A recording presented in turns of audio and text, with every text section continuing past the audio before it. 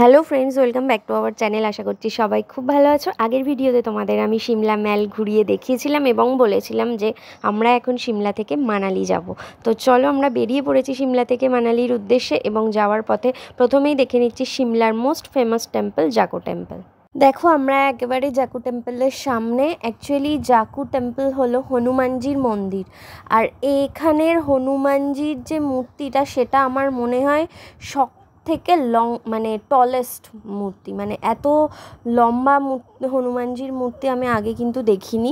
আর সিমলায় ঢোকার পর থেকেই আমরা একদম টপে, কেউ যদি লক্ষ্য করো ওই হনুমানজির মূর্তিটাকে কিন্তু দূর থেকে দেখতে পাবে। আমরা কালকে রাতে দেখেছিলাম, নোটিস করেছিলাম, আমি কিসের মূর্তি ঠিক বুঝতে পারছিলাম না।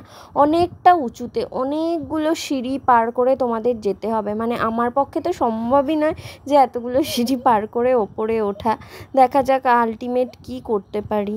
যারা সিঁড়ি দিয়ে উঠতে না পারবে তাদের জন্য দেখো এসকেলেটারেরও সিস্টেম আছে। তো এই হলো কাউন্টার, এখান থেকে টিকিট কাটবে। টিকিটের প্রাইস খুবই কম, পার পারসন 20 রুপিস। ফাইনালি দেখো ওপরে চলে এসেছি। মানে এসকেলেটার না থাকলে হয়তো আমার এখানে আর আসা হতো না, ওই নিচে থেকেই ফিরে চলে যেতে হতো। আর মূর্তিটাও তোমাদের সামনে থেকে দেখিয়ে দিলাম। আর এখানে খুব বাঁদরের উৎপাত, তাই জন্য সবসময় আমাদের ড্রাইভার বললেন ফোন আর সানগ্লাস পকেটে রাখতে। সিমলাতে একদিন স্টে করতে পারলে খুব ভালো হতো, তাহলে গোটা সিমলাটা ভালোভাবে ঘুরে দেখা যেত। কারণ এখানে দেখার মতো আরও ছিল, সিমলা কালীবাড়ি ছিল এবং কুফরি, যেটা মোস্ট ফেমাস প্লেস সিমলার।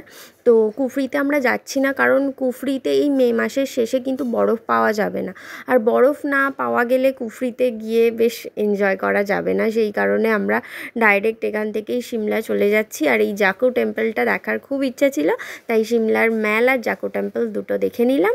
এবার রাস্তায় যেতে যেতে তোমাদের সাথে সব কিছু শেয়ার করব।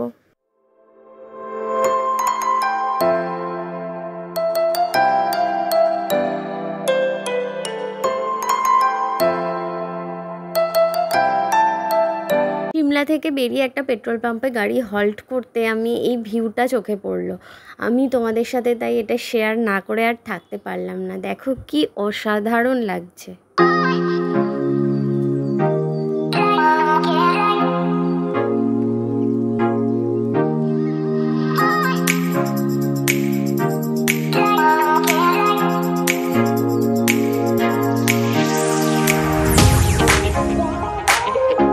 এখন ঘড়িতে বাজে দুপুর 2টো, এখন হলো আমাদের লাঞ্চ টাইম। তো আমরা আছি হোটেল মহারাজার সামনে। তো এটা এখানের খুব পপুলার একটা রেস্টুরেন্ট। তো এদের দুটো রেস্টুরেন্ট পাশাপাশি, একটা ভেজ ননভেজ। আমরা ননভেজটাতেই ঢুকছি, কারণ অমিত তো অলওয়েজ ননভেজই বেশি পছন্দ করে, আর আমিও। তো চলো ভেতরে যাওয়া যাক। আমাদের ড্রাইভার দাদা বলেছিলেন যে এখানের ফেমাস রেস্টুরেন্ট হচ্ছে এই মহারাজা হোটেল, কারণ এখানে সিমলার সমস্ত সেলিব্রিটিরা খেতে আসেন। তো এই রেস্টুরেন্টের ভেতরে এসেও দেখলাম এখানে যে সমস্ত বলিউডের এবং এখানকার লোকাল সব সেলিব্রিটিরা খেয়ে গেছেন, সব পিকচার দেখো এখানের দেওয়ালে সব শোকেসিং করা আছে। এবং রেস্টুরেন্টটায় ভীষণ ভিড় এবং ডেকোরেশনটাও এত সুন্দর, সেটা তোমরা নিজেরাই দেখতে পাচ্ছ। চলো এবার খাবার অর্ডার করো। দেখো এসে গেছে আমাদের খাবার। অমিত অর্ডার দিয়েছিল প্লেন রাইস আর চিকেন কষা, আর আমি কিছুই নিইনি কারণ আমার শরীরটা ভালো নয়। আমি রাস্তায় আসার পথে দুবার বমি করেছি।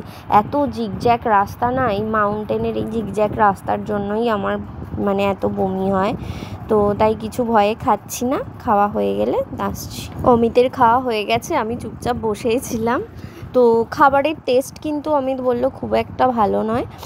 এখানের চিকেনটা বললো খুব একটা ভালো করে বয়েল করা হয়নি, তো ভিড় বলে হয়তো তাড়াহুড়োই দিয়ে দিয়েছে। যাই হোক, আলটিমেট আবার আমরা এবার বেরোবো। তো রাস্তায় যেতে যেতে কি দেখছি না দেখছি সবই তোমাদের সাথে শেয়ার করব। চলো।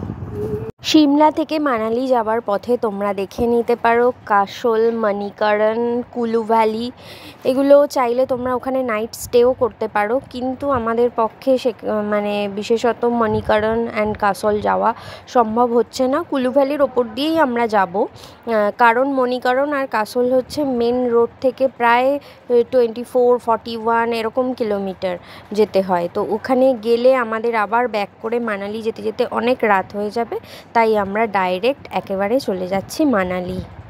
সিমলা থেকে মানালি যাওয়ার পথে তোমরা উপভোগ করতে পারো এখানকার প্যানোরামিক বিউটি, অসাধারণ প্যানোরামিক বিউটি।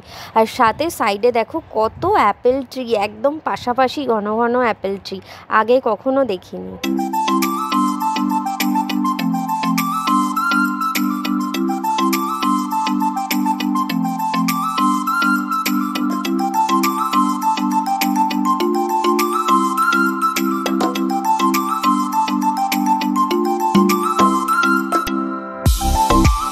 যাওয়ার পথে বেশ কিছু রিভার র্যাফটিং পয়েন্ট পড়বে, তোমরা চাইলে রিভার র্যাফটিং করতে পারো। আমরা একটা রিভার র্যাফটিং পয়েন্টের সামনে দাঁড়িয়েছি, কারণ আমরা প্রায় কুলু ভ্যালির কাছেই চলে এসেছি, তাই এখানে একটু দাঁড়িয়ে ছবি টবি তুলে দেখে নিই, তারপর আবার রওনা হব, কারণ এখান থেকে মানালি আর বেশি দূর নয়।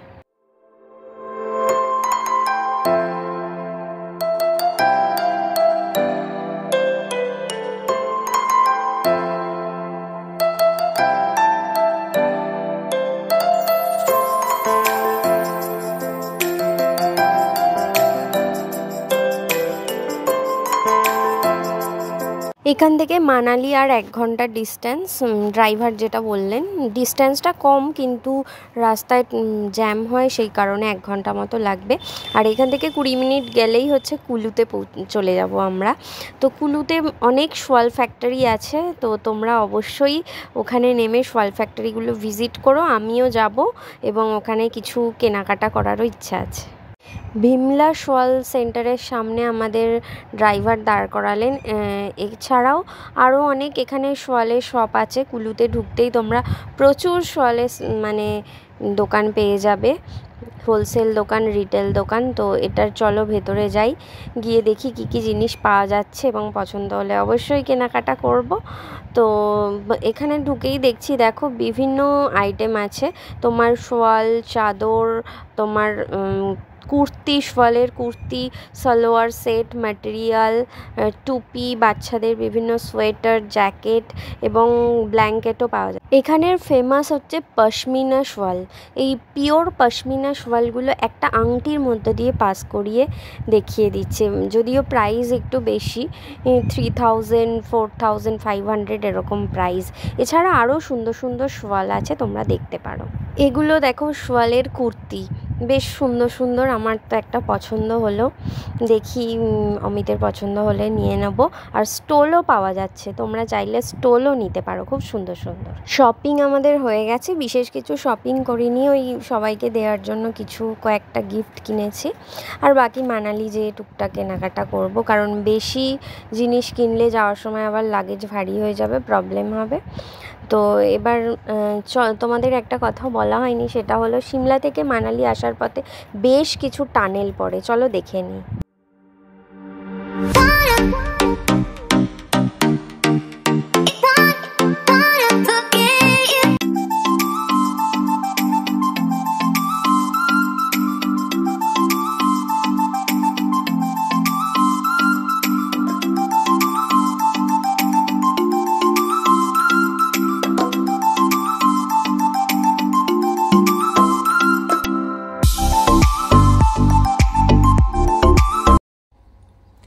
হ্যালো ফ্রেন্ডস, এখন ঘড়িতে বাজে সন্ধে 7:30। তো আমরা এই জাস্ট রুমে ঢুকে লাগেজ রেখে ফ্রেশ হলাম। আরও একটু আগেই চলে আসতাম, কিন্তু রাস্তায় এত ট্রাফিক প্রবলেম ছিল, সেই কারণে একটু লেট হয়ে গেল। তো যাই হোক, এতটা রাস্তা ট্রাভেল করেছি, প্রায় 250 কিলোমিটার অলমোস্ট। তো সেই কারণে ভীষণ টায়ার্ড, বুঝতেই পারছো। আর তোমাদের আগেই বলেছি আমার একটু ভমিটিং প্রবলেম আছে, সেই কারণে আমি আরোই বেশি টায়ার্ড হয়ে যাই। তো তাই জন্য আজকের ব্লগটা এখানেই শেষ করছি। সবাই ভালো থেকো, সুস্থ থেকো। কালকে আমরা মানালিতে কীরকম ঘুরছি না ঘুরছি, কোথায় যাচ্ছি, সব কিছুই তোমাদের সাথে শেয়ার করব। তোমরা ব্লগগুলো দেখতে থাকো, স্কিপ করো না কেউ। আর ভালো লাগলে অবশ্যই লাইক, কমেন্ট, শেয়ার করতে ভুলো না। Good night, tata.